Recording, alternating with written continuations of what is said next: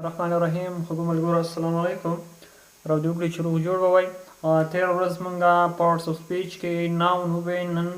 په پروناون باندې خبره کوو پروناون معنی اسمی ضمیر پروناون اسمی ضمیر دا ولې استعمالیږي دا په جمله کې د نوم د تکرار د مخنیولو لپاره استعمالیږي یعنی چې موږ په جمله کې دا نوم پر ځای باندې استعمال وکړو په ټول ټاپک کې موږ یو نوم استعمالو او ټاپک خوند له منځه ځي نو هغه پر ځای موږ د پروناونز یا ضمیرونو نه کار اخلو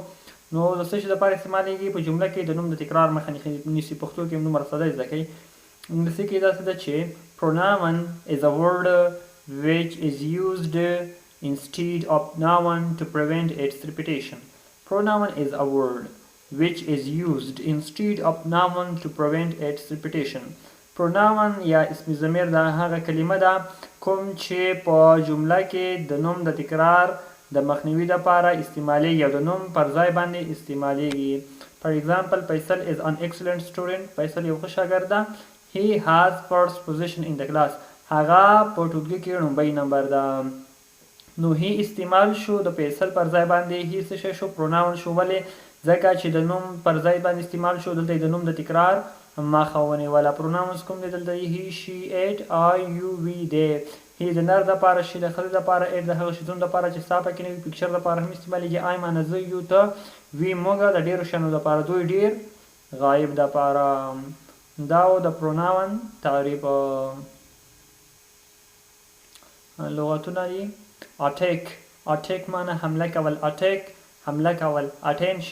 اټینشن معنی توجه کول اټرنی څارنوال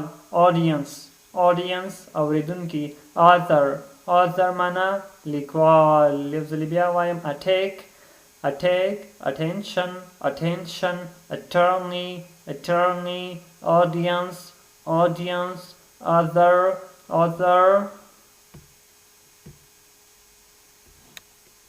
جملو برخه ده دو دانې جملې دي اوله جمله ده چې take your word back خپله خبره دې واپس واخله یا خپله خبره دې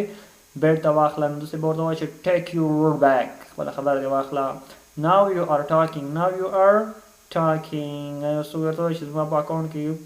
$1,000 دې ته واخله نو ته ورته وایي چې now you are talking اوس دې زما د زړه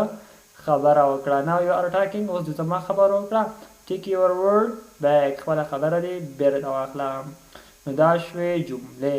ګرامر برخه کې مو ضمیر باندې خبره وکړه pronoun it's used instead of noun to prevent its repetition د نوم پر ځای استعمالیږي په جمله کې د نوم د تکرار مخه نیسي he she it I you we they دا څه شی دي pronouns دي subject pronoun دي او 5 دانې لغت او 2 دانې پکې همدا جملې وي چې take your word back خپله خبره دې واپس واخله او نو یا now you are talking اوس زما د زړه خبره وکړه هیله ده چې یو څه مو ترې زده کړي وي او که کوم وړاندیز پیشنهاد غوښتنه وي په کمنټ کې ولیکئ تر سبا پورې مو پاک العمل ښې چارې بای له لیدلو مو مننه د نورو ویډیوګانو دپاره زموږ چینل در سره سابسکرایب کړئ